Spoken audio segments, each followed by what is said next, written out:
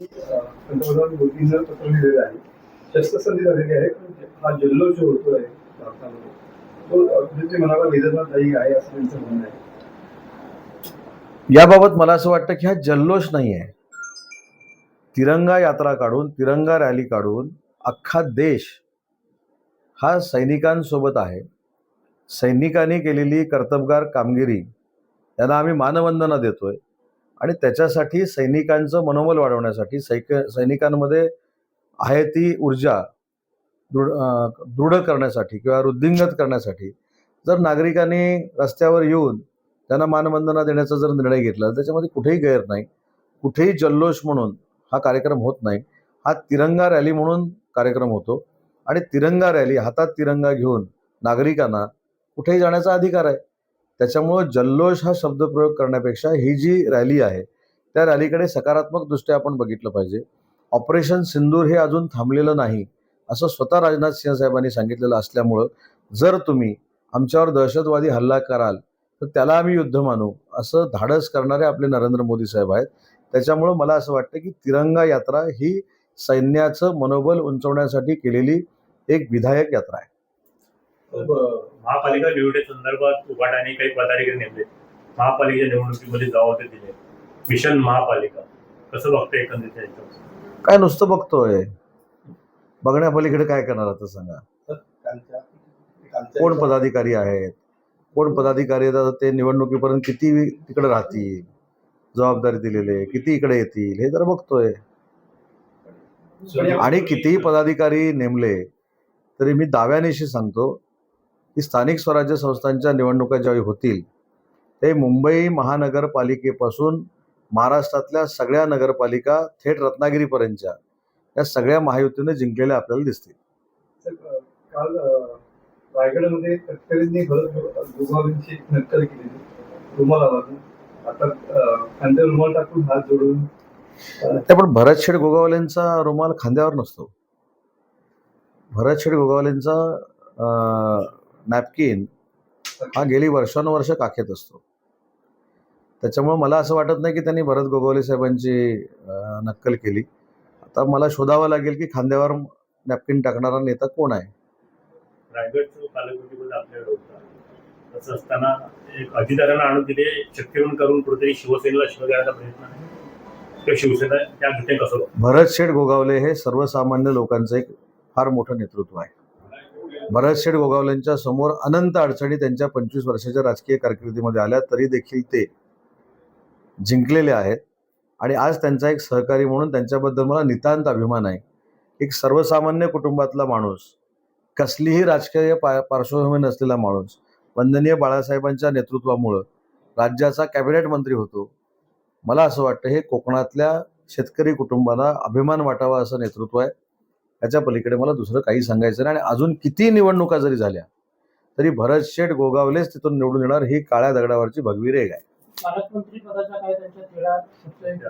तो तिढा सोडवण्याची जबाबदारी माननीय देवेंद्रजी फडणवीस, माननीय एकनाथजी शिंदे आणि अजितदादांची आहे. ते लवकरात लवकर सोडवतील. कालच्या नकलेवरून कुठेतरी शिवसेना आणि राष्ट्रवादीमध्ये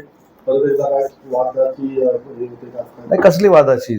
बघा, प्रत्येकानं लावून घेण्यासारखं आहे.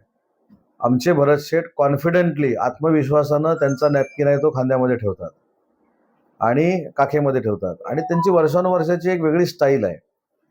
रांगडा आमचा रायगडचा नेता भरत शेठ गोगावले आहे आणि भरत शेठ गोगावले यांची नक्कल त्यांनी केली असं मी मानत नाही. कारण भरत शेठ गोगावले असा कधी नॅपकिन टाकतच नाही. भरत शेठ गोगावले कसा नॅपकिन ठेवतो तो मला सगळ्यांना माहिती आहे आणि तो आत्मविश्वासाचा नॅपकिन आहे असं मला वाटतं. तर भरत शेठच्या बाबतीमध्ये तुम्ही जो मला प्रश्न विचारला की त्याच्यामध्ये अजून काय परिणाम, भरत शेठ गोगावले स्वतःहून जितके वेळ निवडणूक लढवू इच्छितात तितका वेळ भरत शेठ गोगावलेच निवडून येणार. ही पुन्हा एकदा सांगतो की काळ्या दगडावरची भगवी रेघ आहे. मी असं म्हणत, शक्ती प्रदर्शन हे महायुतीचं होतं. पण राष्ट्रवादी काँग्रेस पार्टी महायुतीत आहे ना, त्यांना धन्यवाद दिले पाहिजे. त्यांनी भरत शेठ गोगावले साहेबांची ताकद वाढवली महायुतीतली. मी असं म्हणत नाही, मोठ्या नेत्याबद्दल कसं बोलू शकतो, तुम्ही बोलू शकता.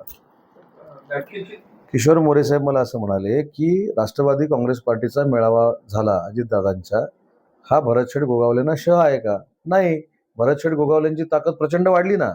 राष्ट्रवादी काँग्रेस पार्टीनं भरत शेठ गोगावलेंच्या मागं आता राष्ट्रवादी काँग्रेस पार्टी ठेवण्याचा निर्णय घेतलेला आहे. तर भरत शेठचं मताधिक्य आता 50,000च्या पुढे गेलं. तर आम्हाला दुःख वाटण्याचं काय कारण आहे? आणि मी म्हणूनच सांगितलं की हे महाविकास आघाडीसाठी आहे, ज्यांनी मेळावा घेतला त्यांच्यासाठी नाही.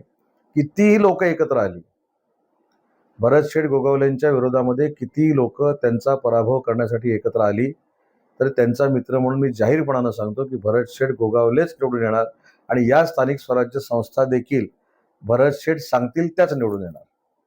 त्यांच्या मुलीने असा स्टेटस ठेवला की खऱ्या अर्थानं निर्मळची ताकद काय असते, नॅपकिनची ताकद काय असते ही मला दिसेल कोणी भरत शेठच्या मुलीने. नाही नाही, मी काय सांगितलं, भरत शेठच्या चिरंजीवानी काय स्टेटस ठेवावा हा लोकशाहीतला त्यांचा एक भाग आहे. मी त्यांचा एक सहकारी म्हणून सांगितलं आणि मी कालच्या मेळाव्याला महायुतीची ताकद वाढवणारा मेळावा असं समजतो. भरत शेठना अडचणीत आणणारा मेळावा असं मी समजत नाही. महायुतीची ताकद वाढवणारा मेळावा. गंमत बघा, रायगड जिल्ह्याचा मी पालकमंत्री होतो. 7च्या 7 जागा महायुतीनं जिंकल्या. त्यातली एक भरत शेठ गोगावले म्हणजे शिवसेना, महेंद्र थोरवे म्हणजे शिवसेना, महेंद्र दळवी म्हणजे शिवसेना, महेश बालदी BJP, प्रशांत ठाकूर BJP आणि रविशेठ पाटील BJP आणि एक NCP. त्याच्यामुळे आमची महायुतीची प्रचंड ताकद आहे. ती वाढवण्यामध्ये आता स्नेहलताई जगतापांना घेऊन त्याच्यामध्ये ती वाढ झालेली आहे. त्याच्यामुळे अजून सुरक्षित मतदारसंघ झाला भरत शेठ गोगावले साहेबांचा. आणि भरत शेठ गोगावले साहेबांनी काय सांगितलं की माझ्या काखेमध्ये असलेला जो नॅपकिन आहे तो सर्वसामान्यांचा आहे. त्यांनी त्याच्यावर प्रतिक्रिया दिली. ते सर्वेक्षण करण्यापेक्षा कामच चालू तिथे आहे. काम चालू असताना अर्धवट कामामुळे असेल, काही चुका कोणाकडनं झाल्या ते आता पहिल्या 4 तासामध्ये बोलून उपयोगाचं नाही, त्याचं पूर्ण माहिती घेऊ. पण सध्या तरी मला प्रायमा फेसी असं सांगितलंय पोलीस अधीक्षकांनी आणि अतिरिक्त पोलीस अधीक्षकांनी की याच्यामध्ये ड्रायव्हरवर गुन्हा दाखल करण्याची प्रक्रिया सुरू आहे. ड्रायव्हरवर गुन्हा दाखल होईल, परंतु ड्रायव्हरवर गुन्हा दाखल झाला, अन्य कोणावर झाला तर शेवटी गेलेली लोक आहेत ती काय परत येणार नाहीत. तर ही दुर्घटना परत घडू नये, याची पुनरावृत्ती होऊ नये, यासाठी रस्ता सुरक्षा मंडळाची बैठक ही तातडीनं लावण्याच्या सूचना मी पोलीस अधीक्षकांना केलेल्या आहेत. पोलीस अधीक्षक तिथे पोहोचलेले आहेत. पोलीस अधीक्षक ती बैठक घेऊन तिथलं जे काय अजून वस्तुस्थिती आहे त्याचं ब्रीफिंग मला करतील. त्या हाऊस बोटचं उद्घाटन काल झालं, आणखी राहण्याचा स्फोट झाला ना, त्याच्या संदर्भात मुख्यमंत्री म्हणून नेमकी काय परिस्थिती? लोटे MIDCच्या संदर्भात जो स्फोट झाला त्याच्या संदर्भात जिल्हाधिकाऱ्यांना अध्यक्ष करून एक समिती नेमलेली आहे की त्याच्यामध्ये जो स्फोट झाला त्याचं कारण काय, निष्काळजीपणा झाला आहे की नाही. त्याच्यामध्ये स्वतः RDC आहेत, तिथले प्रांत अधिकारी आहेत आणि पोल्युशन बोर्डाचे तिथले अधिकारी आहेत. असं आपल्याला एक 8-15 दिवसामध्ये अहवाल देतील आणि कशामुळे नक्की स्फोट झाला हे चित्र आपल्यासमोर येईल. परंतु केमिकल झोन असल्यामुळं, केमिकलच्याच मुळं हा स्फोट झालेला ही प्राथमिक माहिती मला देण्यात आलेली आहे. आज देखील ऍक्सिडेंट झालेला आहे, भीषण असा अपघात झालेला आहे. जिल्ह्याच्या दृष्टीने दुःखद घटना आणि त्याच्यामध्ये पहाटे 5 वाजताच मला याची कल्पना पोलीस अधीक्षक धनंजय कुलकर्णी यांनी दिली. त्याच्यानंतर स्वतः ॲडिशनल SP जयश्री गायकवाड त्या स्पॉटवर त्या ठिकाणी आहेत. मी देखील संपर्कामध्ये आहे. मी त्यांच्या नातेवाईकांशी देखील बोललेलो आहे. पण ही दुर्दैवी घटना आहे की नातेवाईकाच्या अंत्यविधीला जात असताना दुर्दैवानं हा अपघात झाला आहे आणि त्याच्यातनं 5 लोकांचा मृत्यू झाला आहे, 2 जखमी आहेत. तो कशामुळे झाला आहे तर त्याच्यामध्ये काही अनेक गोष्टी कळत आहेत की बांधणी नाही म्हणून काही तिथल्या मंडळींनी आक्षेप घेतलेला आहे. तिथं अजून रस्त्याचं काम नॅशनल हायवेचं सुरू आहे. तर त्या सगळ्या त्रुटी काय आहेत हे बघण्याच्या सूचना देखील मुख्य अभियंता जे नॅशनल हायवेचे आहेत शेलार, त्यांच्याशी माझं सकाळी बोलणं झालेलं आहे.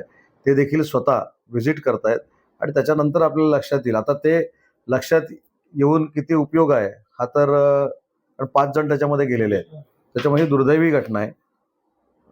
आताच प्राथमिक त्याच्यावर बोलणं तो कशामुळे झाला आहे हे योग्य नाही, परंतु मी स्वतः त्याच्यावर लक्ष ठेवून आहे. आत्ता जिथे पोलीस अधीक्षक देखील पोचलेले आहेत रस्ता सुरक्षा बैठकीसाठी आणि त्याच्यातनं नक्की काय निष्पन्न होईल त्याच्यानंतर बोलणं उचित ठरेल. परंतु मला जे ॲडिशनल SPनी सांगितलं आहे की याच्यामध्ये जो चालक होता त्याच्यावर गुन्हा दाखल करणं हे आवश्यक आहे आणि ते गुन्हा दाखल करण्याची प्रक्रिया सुरू आहे. काल महाराष्ट्रामध्ये असे स्पॉट जे आहेत ते. नंतर अनेक तक्रारी आहेत. पैसे भरून कनेक्शन मिळालं नाही, त्यानंतर तुमच्या सीएनजीचा प्रॉब्लेम आहे. काय बैठकीवर सीएनजीच्या प्रॉब्लेमसाठी आणि महानगर गॅसच्या नागरिकांच्या ज्या अडीअडचणी आहेत त्याच्यासाठीच आज मी बैठक बोलवलेली आहे. या बैठकीमध्ये सगळ्यात महत्त्वाचा जो मुद्दा आहे की पावसाच्या अगोदर काही ठिकाणी रस्ते त्यांनी खणून ठेवलेले आहेत आणि ते डागडुजी ते करू शकलेले नाहीत. काही ठिकाणी वर पाईपलाईन टाकून ठेवलेली आहे रस्त्याच्या वर, त्याचं नक्की ते काय करणार आहे. आणि अजून जो काय 10-12 दिवसाचा मान्सून पूर्व आम्हाला पिरियड मिळतोय त्याच्यामध्ये तातडीनं ही कामं केली पाहिजेत, यासाठी मी सूचना त्यांना देणार आहे. आणि दुसरी महत्त्वाची गोष्ट की सीएनजीचं जे शॉर्टेज असल्यासारखं दिसतं, आता खरं आहे की नाही त्याची खात्री देखील आज मी करून घेणार आहे. बऱ्याचशा वेळेला या सीएनजी शॉर्टेजमुळे वादावादी देखील झालेल्या आहेत आणि जवळपास 2-3 किलोमीटर रांगा असतात. ते वाढवण्याच्या आता दृष्टीने आता आता कसं आहे की मध्ये एक आपल्या सुद्धा बातमीनं रत्नागिरी जिल्ह्यामध्ये एवढं भयानक वातावरण तयार झालं की युद्धजन्य परिस्थितीमध्ये सीएनजीचा तुटवडा रत्नागिरी जिल्ह्याला भासणार आहे.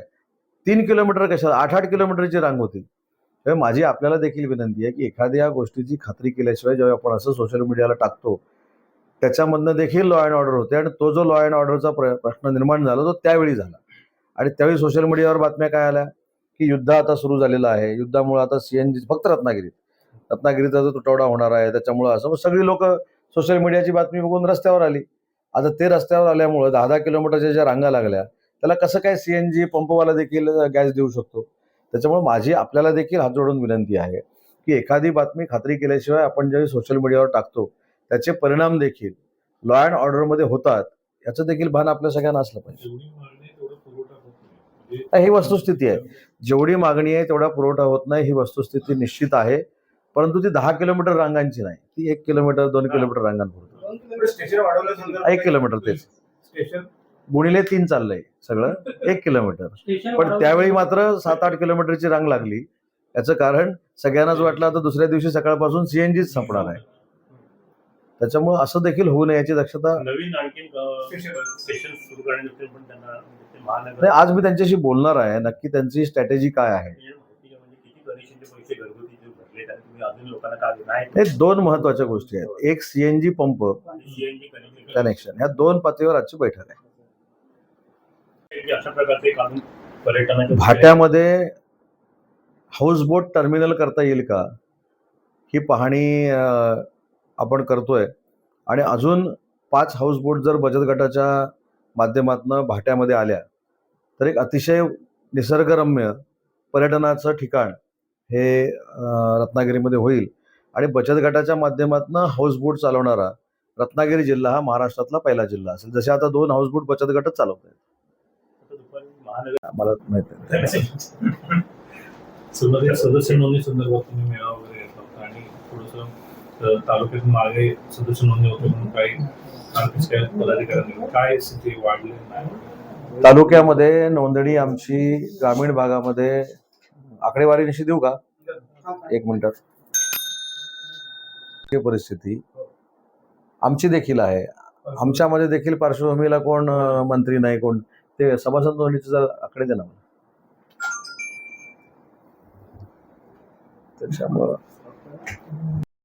त्याच्यामुळे तुम्हाला पत्रकारांची न्याय हक्क जे काय